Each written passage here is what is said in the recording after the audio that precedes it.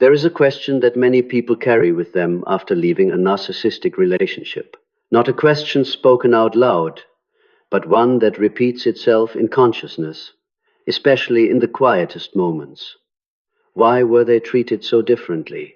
Not just abandonment, not just betrayal, but the feeling that the other person knew exactly where to touch in order to make you collapse the fastest, the deepest, and for the longest time. What unsettles you is not that they left, but how they left. You look back over the entire journey and realize that what you experienced does not resemble what others describe. The love bombing was not only intense, it was almost identity shaping. The devaluation was not merely coldness, it was a bending of perception. And the discard was not just an ending, but something like a deliberate strike at the right moment, at the right vulnerability, at the right memory. Then you look at the person who came after you. They are treated more gently, with less tension, with less damage. And somewhere inside you, a very painful thought appears. Was I not good enough? Was it because I loved too much that I was treated this way? But if you pause long enough to observe, you begin to see that the issue was never the depth of your love, but the role you unconsciously carried within their internal structure. There are supplies that are only temporary. They arrive to fill a short-term gap, to serve a specific need, and can be replaced without collapsing the system. But there are also people very rare who are not just supply, but who become the regulating center of the narcissist's psychological life. When you are there, they have order. When you are there, they feel they exist. When you are there, they do not have to face the emptiness inside themselves. Because of this, your presence was not merely attachment, but a form of invisible support. You kept their inner conflicts from breaking apart. You absorbed instabilities they could not contain. You stood between them and their own internal collapse, often in silence, and often through your own self-sacrifice. And then, when you began to withdraw, not through declarations, but through very small changes in how you showed up, that entire structure started to destabilize. No longer the same reactions, no longer predictable, no longer willing to carry things for them. For someone who lives through reflection, this is not just loss, it is a threat. That is why you were not treated like the others. You were not love-bombed superficially, because they needed you to believe deeply. You were not devalued randomly, because they needed you to doubt yourself. And you were not discarded gently, because they needed to leave a mark strong enough for you to continue carrying them in your mind. So what you went through should not be understood as a failed love story. It was the rupture of a dependency structure. And this video is not meant to soothe that pain, but to return it to its proper place, as a sign that you once held a role no one else could replace. And precisely because of that, you had to be removed when you no longer unconsciously participated in that system. Part 1. What is an irreplaceable source of supply? To truly understand why you were treated differently, we need to step away from the language of love and move into the language of psychological structure. For a narcissist, a relationship is rarely a meeting between two equal subjects. It is an operating system in which the other person is not chosen for emotional reasons, but for the function they can serve, for the narcissist's fragile ego. Most of the sources of supply, a narcissist engages with function only as surface-level mirrors. They provide attention, admiration, and validation during certain phases. When needs shift, when that supply runs dry, or when it no longer fits, they can be replaced without damaging the overall structure. The persona remains intact. The story the narcissist tells about themselves continues exactly as they wish. An irreplaceable source of supply, however, is different. You do not merely reflect their image back to them. You hold that image together so it does not collapse from within. You do not simply respond to emotions. You regulate them. You absorb fluctuations, conflicts, and unintegrated states that they are incapable of containing. Your presence is not supplemental. It is structural support. In the language of Carl Jung, this is a relationship in which the ego relies on an external element to maintain the integrity of the persona. The shadow is not integrated, but kept at bay by transferring its weight onto someone else, and that someone is you. You become the intermediary between them and the chaotic unconscious they cannot face directly. Interestingly, when viewed from another angle, this structure aligns remarkably with Freud's concept of libido. Libido, in its deeper sense, is not merely sexual energy, but life energy, the psychological current that allows the ego to maintain cohesion, motivation, and a sense of existence. The narcissist lacks the capacity to self-regulate this flow. They require an external object to anchor libido, to prevent their internal system from falling into emptiness. This is where Jung and Freud converge. In Jungian terms, you keep the persona from collapsing. In Freudian terms, you become the site where libido is invested to sustain the ego's survival. You are not love-bombed merely to create attachment, but to bind your energy into their system.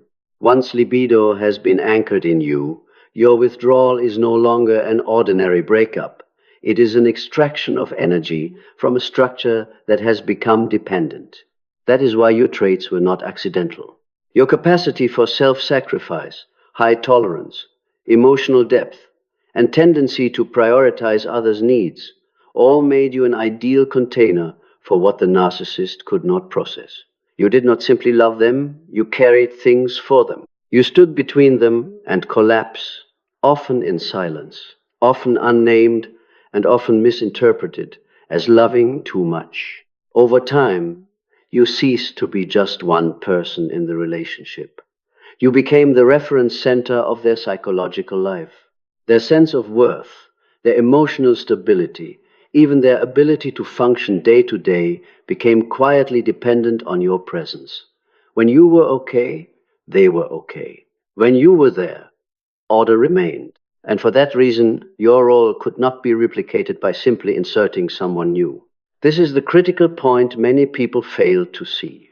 The narcissist did not need you for who you were in a human or loving sense. They needed you because you kept their energetic flow from breaking, because you prevented their ego structure from collapsing. And in depth psychology, anything that plays such a vital role, once it shows signs of withdrawal, will immediately be controlled, distorted, or destroyed. Understanding this is the first step out of the wrong question. What was I lacking? Because the truth is, you were not treated differently because you were less valuable, but because you once carried an enormous functional value for a structure that could not sustain itself. Part 2. Why irreplaceable supply is always abused the most. Once it becomes clear that you are not merely an attachment object, but a vital psychological function, the next question sharpens. Why is it that you, the one who held the system together, were the one most deeply harmed? The answer lies in the nature of dependent structures.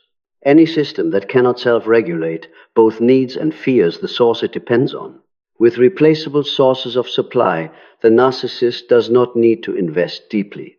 They can love bomb just enough, control just enough, and withdraw without leaving significant aftershocks. These relationships operate at the surface level, where the persona only needs temporary polishing. There is no real risk of collapse, and therefore no need for total manipulation. With an irreplaceable source of supply, however, everything changes. Here, the narcissist is not merely seeking attention or validation. They are anchoring their entire psychological energy flow to you. In Freudian terms, their libido no longer circulates internally but is pulled outward and poured into a single object in order to sustain a sense of survival. And whenever libido becomes dependent in this way, the object that carries it becomes both a life source and a threat. This is the core paradox. You are love-bombed, not because you are loved, but because you must be tightly bound. The intensity of love bombing is proportional to the level of dependency. The narcissist must ensure that you believe deeply, attach deeply, and place yourself into a role from which withdrawal feels impossible. Only when you remain unconsciously does the system feel safe, but once the bond is established, a new danger emerges. You begin to see, you begin to sense the misalignment. You begin to respond differently, and at an unconscious level, the narcissist recognizes something very clearly. The source keeping them from collapse is becoming conscious. In Jungian terms, this is the moment when the shadow begins to press against the persona. What has long been held at bay starts pushing back. At this point, abuse becomes a structural necessity rather than an emotional reaction. Devaluing you is not meant to make you leave, but to make you doubt yourself so that you remain in the old role. Gaslighting is not about winning arguments. It is about keeping you disoriented from your intuition, where you continue carrying the load but no longer trust your own perceptions. The escalation of cruelty does not come from hatred, but from fear of losing control over the energy flow. Once libido has been anchored in you, your withdrawal represents an internal deficit they cannot self-regulate. And because the shadow cannot be integrated, the narcissist must attack the reflective source rather than face the inner emptiness. This is why devaluation toward you is always deeply destructive. It does not target behavior, but identity. It is not merely criticism, but disorientation. Not just emotional coldness, but the withdrawal of stability. They need you to enter fear, because a fearful person will continue supplying energy without consent. At this level, abuse becomes a tool to force libido to keep flowing into the system, even as the bond itself begins to fracture. And then, when these measures no longer work, when you no longer react as predicted, discard occurs. But discard here is not an ending.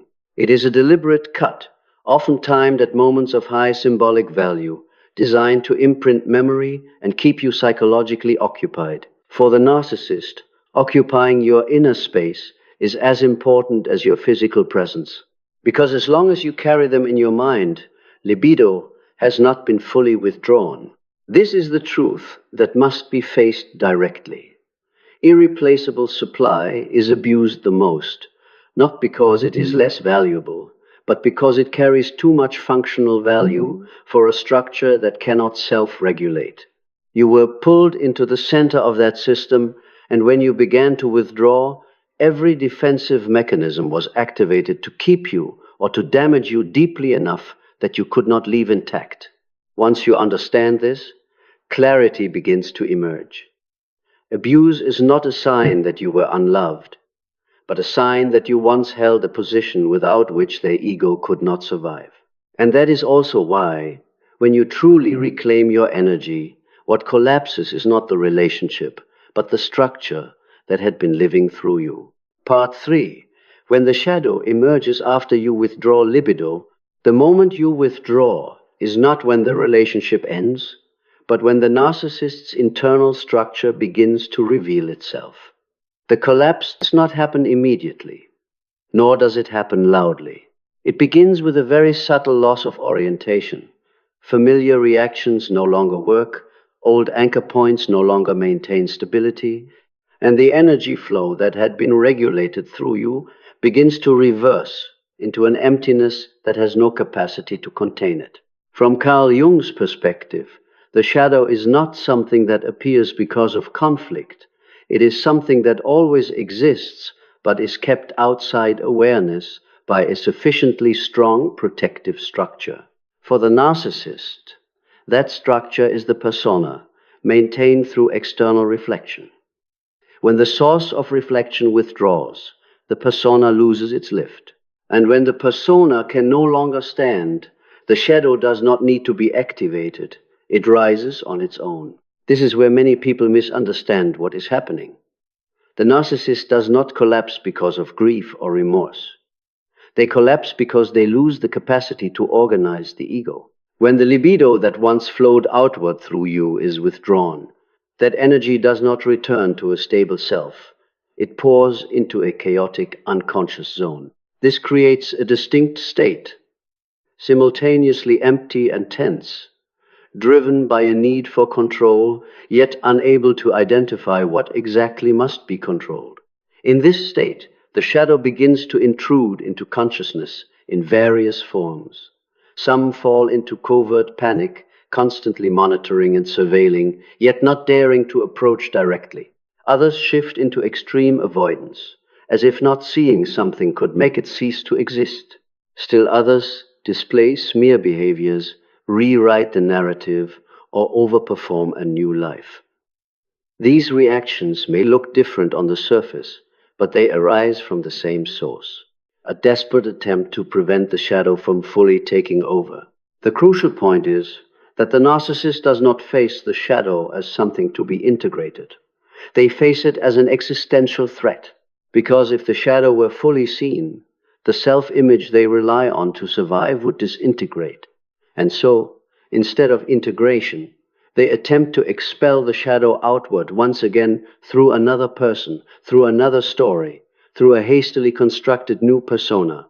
This is why the appearance of a new person after you withdraw is not a sign of recovery. It is an emergency measure, an attempt to rapidly recreate a reflective system to keep the shadow out of sight. But because the old structure once relied on you, a true regulatory center, the new structure is usually thinner, less stable, and requires far more performative energy to maintain. At a deeper level, the narcissist knows, even if not consciously, that something has changed permanently. The former source of reflection is no longer participating. And when you are no longer there to serve as an intermediary, the shadow does not disappear. It simply waits for another moment to return, often stronger, more chaotic, and more difficult to control. What must be seen clearly is this. When you withdraw libido, you do not cause the narcissist to collapse. You simply stop holding up a structure that was never able to stand on its own. The rise of the shadow is not a consequence of your action, but the inevitable result of a psychological life that was never integrated. And at this point, your silence is no longer a reaction. It becomes an existential boundary, not to punish, not to prove anything, but to end a role you were never consciously chosen for, the role of keeping another person's darkness from spilling into the light. Part 4. Why the new person cannot carry your role. After you withdraw, the first thing the narcissist does is not to recover, but to rebuild a point of reflection. On the surface, this looks like moving on, being fine, or finding someone more suitable. But when viewed at the structural level, this is not replacement. It is an emergency attempt to patch a system that has just lost its central support. The new person usually enters not to carry a role, but to cover a void. They are placed in the position of a new mirror, but are not given the task of regulation. This creates a subtle yet decisive difference. The new person may reflect an image, but they do not hold the structure. They can provide attention, but they cannot stabilize the internal energy flow that was once anchored in you. In Carl Jung's terms, a persona can be rebuilt relatively quickly. A new story, a new setting, a new image, all of these can create the illusion of continuity. But the shadow is not so easily distracted. The shadow remembers how the structure was held together, not merely who once occupied the position. And for that reason, no matter how much the new person tries, they cannot precisely recreate the role you once carried unconsciously. The core difference lies here. You did not merely show up, you endured. You did not simply react, you contained. You did not only love, you held unresolved conflicts so they would not spill outward. The new person usually does not have and is not expected to have that capacity. They are chosen for ease, for convenience, for causing minimal disturbance. But that very quality prevents them from becoming the regulatory center you once were. As a result, the new relationship often carries a very different quality, lighter on the surface, but fragile at depth. It requires more display to convince itself. It needs faster pacing to avoid silence, and it often collapses more quickly when the first conflicts appear because there is no one standing in between to absorb them. At the unconscious level, the narcissist senses this difference, not through clear thought, but through a feeling of lost anchoring. A part of them knows that the current system is operating without a true support pillar. This explains why, even after a new person appears, they still tend to monitor you, compare, or keep you in some ambiguous position within their psychological life. Not because of lingering affection, but because the old role was never fully replaced. More importantly, the new person cannot carry your role because that role should not exist in a healthy relationship. It only emerges when an ego that cannot self-regulate finds someone willing or not yet conscious enough to carry that function for them. When you withdrew, you did not simply leave a relationship. You exited a distorted structure. The new person does not step in to continue that structure, but to temporarily mask its absence. So if there is one thing that must be seen clearly, it is this. The new person does not fail because they are inferior to you, and you are not special in a romantic sense. The difference is that you once held a role that no one else and no one ever should be required to carry. And for that reason, that role cannot be copied. It can only be left empty. Part 5. Silence is not disappearance, but the withdrawal of participation mystique. When you become silent, what ends is not contact, but participation. This is a crucial distinction that is often misunderstood. Silence is not avoidance, nor is it a tactic designed to provoke a reaction. At a deeper level, silence is the act of withdrawing from a psychological state that Carl Jung called participation mystique, the unconscious fusion of two inner lives, where ego boundaries dissolve and psychological energy flows back and forth without awareness. In a state of participation mystique, you no longer exist as a separate subject. You become part of another person's emotional regulation system. Your responses are no longer choices, they are functions. And for that reason, your presence, whether silent or expressive, continues to feed a structure that has become dependent on you. True silence begins only when you are no longer participating psychologically. No monitoring, no internal reacting, no waiting for a signal to relocate yourself. In that moment, you do not disappear from their life in a physical sense.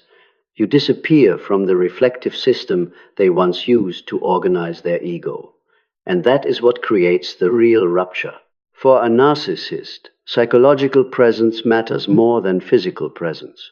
They can tolerate distance, but they cannot tolerate loss of access. When you are silent in this way, you no longer provide an anchoring point for the energy flow that has always been directed outward to avoid the inner void. Libido is no longer drawn toward you, but it also does not return to a stable self. It enters a suspended state, producing a sense of unease they cannot name. It is here that your silence shifts from non-reaction into an existential boundary. It is not meant to send a message. It is not meant to produce an outcome. It is simply the assertion that you are no longer standing between them and their shadow. And when no one stands in between, what was once shielded is forced to reveal itself. This explains why silence is so often misread as weakness or indifference. In reality, it is the only act that cannot be manipulated. Every reaction can be pulled back into the system. Every explanation can be distorted. But silence, when participation mystique has ended, provides no material through which power can continue to operate. More importantly, silence is not intended to change the other person. It is not a final blow against the narcissist. It is the starting point of your own ego redifferentiation. When you no longer react to keep someone else stable, the energy that once flowed outward begins to return. not immediately, not gently, but enough for you to feel, perhaps for the first time, the boundary between me and not me. So silence is not the end of a story. It is the termination of an unconscious contract you never consciously agreed to.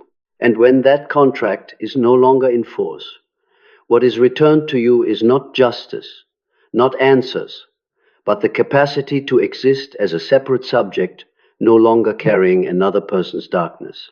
Part 6. When you reclaim your energy, inner sovereignty, and the restructuring of the self. The decisive moment does not lie in what the narcissist does next, nor in whether their new person is doing well. The true turning point of this entire journey lies in a very quiet shift. You reclaim your energy from a structure that never truly belonged to you. Not through dramatic action, but through withdrawal from a role you carried for far too long. When energy no longer flows outward to keep someone else stable, something uncomfortable yet necessary occurs. You begin to face yourself without any mediating function to shield you. In Carl Jung's language, this is the moment when the self begins to separate from old identifications. No more participation mystique. No more unconscious fusion between your ego and another person's needs. What remains is a stark question. Whose energy is this, and what is it meant to serve? Reclaiming energy does not bring immediate peace. On the contrary, the early stage is often accompanied by feelings of emptiness, disorientation, and even guilt. For a long time, your identity was shaped around keeping someone else from collapsing. When that role disappears, the old system dissolves, but the new one has not yet formed. This is not failure. This is the necessary void for restructuring. What distinguishes genuine recovery from superficial moving on is this. You do not seek a new object to carry the old role. You begin learning how to tolerate your own existence without needing to serve a function for anyone else. This is the most difficult step, because it runs counter to everything you were once praised for: self-sacrifice, endurance, the ability to carry others. Yet only when these qualities are no longer exploited do they have the chance to be reintegrated into the self in a healthy way. Inner sovereignty is not emotional control, nor is it the construction of a harder ego. It is the capacity to remain within your own boundaries without needing to explain, to be understood, or to be validated. When you no longer provide reflection for others to define themselves, you also no longer need reflection from the outside to know who you are. At this level, the narcissist story naturally loses its weight. Not because you have moved on, but because they no longer occupy your inner frame of reference. What was once central becomes peripheral. What once dominated becomes data, and the energy that was taken from you begins to return to serve a different purpose. Your own life, in a fuller and more conscious sense. So the true ending of this journey is not leaving a person, but leaving a power structure that lived off your participation. When that participation ends, there is no winning or losing, no theatrical justice. There is only a new order established. You are no longer the intermediary for another's darkness, and in that withdrawal, yourself has space to form fully for the first time. This is not the end of a relationship. This is the beginning of inner sovereignty. The true conclusion of this entire journey does not lie in what the narcissist has done, is doing, or will do next.